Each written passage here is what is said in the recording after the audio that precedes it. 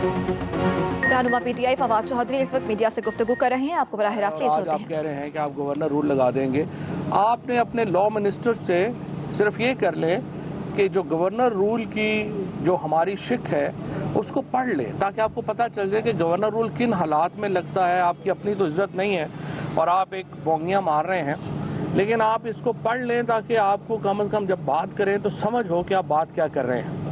Supreme court का कल का फैसला एक तारीखी फैसला है। मैं समझता हूं कि जिस तरह से जज साहिबान ने एक सियासी दबाव का मुकाबला किया, धमकियों की, आप बात क्या कर रहे हैं। सुप्रीम कोर्ट का कल का फैसला एक तारीखी फैसला है। मैं समझता हूं कि जिस तरह से जज साहिबान ने एक सियासी दबाव का मुकाबला किया, धमकियों का मुकाबला किया, बड़ा कम पाकिस्तान में जजेस ने इस तरह से रिएक्ट किया है। ये जो रद्द अमल जो दिया है सुप्रीम कोर्ट ने एक फर्म तौर के ऊपर, जिस तरह वो खड़े हुए हैं, ये पाकिस्तान की तारीख कम वाक़यात हुए हैं। और बड़ी सीधी बात है, यही वो बेंच था जिसने 3 महीने पहले इन्हीं 3 जजेस ने वो फैसला किया था जिसके नतीजे में इमरान खान जो हैं उनको हुकूमत से जाना पड़ा था। हमारी बड़ी रिजर्वेशंस हैं उस रूलिंग के ऊपर, हमारा बड़े आप समझिए तहफ़्फ़ुज़ात हैं उस फैसले के ऊपर। लेकिन ये तो नहीं हो सकता कि हम कहें कि हम सुप्रीम कोर्ट को ही नहीं मानते। जो इनके लॉ मिनिस्टर ने वहाँ खड़े होकर कहा, और फिर जब चीफ जस्टिस साहब ने कहा कि आप ये कहना चाहते हैं कि आप सुप्रीम कोर्ट को नहीं मानते, तो वो पीछे हट गए। लेकिन बहरहाल इनकी इंटेंशंस जो हैं वो यही हैं। ये एक अहमकाना पॉलिसी के ऊपर इस वक्त नून लीग जो है वो गामजान है। इनका ख्याल है कि अब नून लीग का ज़रूरत नहीं रही, अब हमें नाराज़ लीग बनना है। अगर नाराज़ लीग बन के आपका ख्याल है कि आपको नैरेटिव मिल जाएगा, बयानिया मिल जाएगा, ऐसे नहीं होता। लोगों को एक प्लेटफॉर्म, एक फ्रेमवर्क चाहिए जिसका जो मुस्तकबिल का फ्रेमवर्क हो। और मैं आपसे अभी मैं शहबाज शरीफ साहब से कहता हूँ, हिम्मत और हौसले का मुजाहरा करें।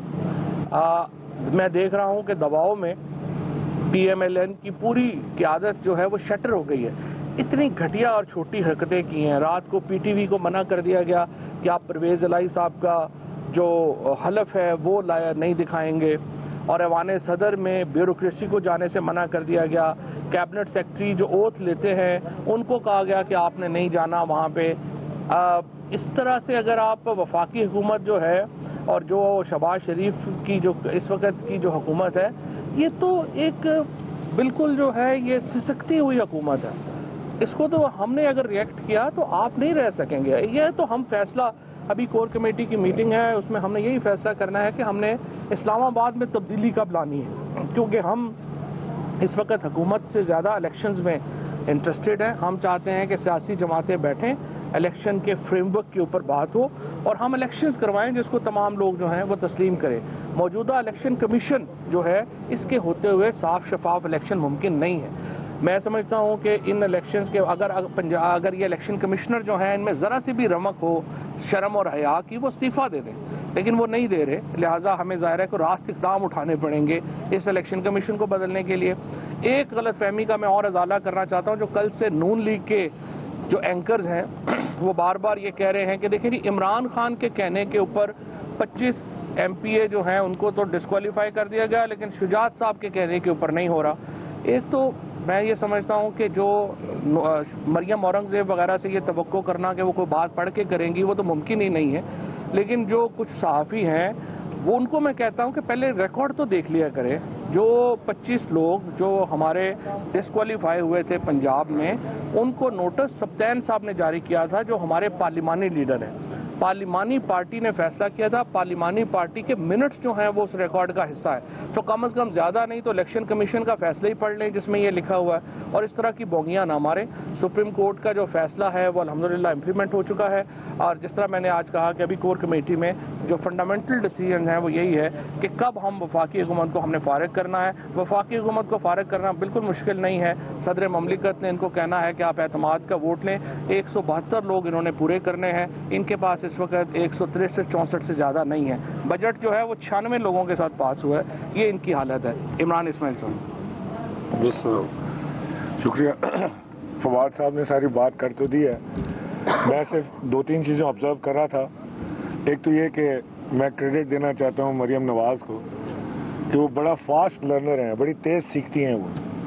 انہوں نے پرسوں چرچل سے بات شروع کر کے اور خان صاحب کی کاپی کرتے ہوئے انہوں نے انبیاء اکرام کو بھی کوٹ کیا، اور کل انہوں نے بڑی ریولیوشنری ٹویٹ کی کہ جو قومیں کھڑی نہیں ہوتی وہ تباہ ہو جاتی ہیں، لیکن ریزن کوئی نہیں دیا قوم کو کھڑے ہونے کا۔ ریزن کیا ہے؟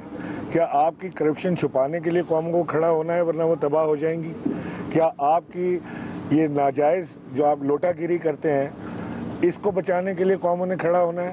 آپ نے اپنا حال دیکھ لیا کہ آپ کی کال پہ لبرٹی چوک پہ کتنے لوگ جمع ہوتے ہیں، جہاں پر آپ چھچورے قسم کے پروگرام رکھتے ہیں اور اس کے باوجود لوگ نہیں آتے ہیں۔ قوم اب جاگ چکی ہے، عمران خان کے ساتھ کھڑی ہے۔ انشاءاللہ یہ فیصلہ کہ انتخابات آنے والے کب ہونے، یہ فیصلہ عمران خان کے ہاتھ میں ہے اور انہوں نے کرنا ہے۔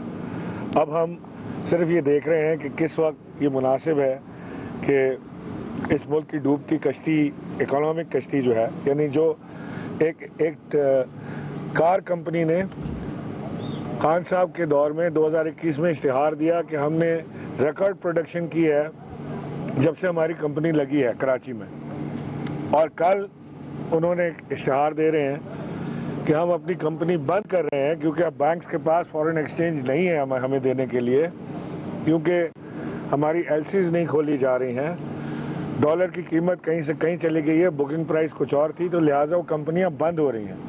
جو پاکستان کی اکانومی اوپر جا رہی تھی وہ اب نیچے چلی گئی ہے، تو ہمیں بڑے سوچ سمجھ کے بہت احتیاط کے ساتھ فیصلے کرنا ہوں گے، اور آج کی میٹنگ انتہائی اہم ہے جس میں خان صاحب ان تمام فیصلوں کو آج حتمی شکل دیں گے۔ Thank you.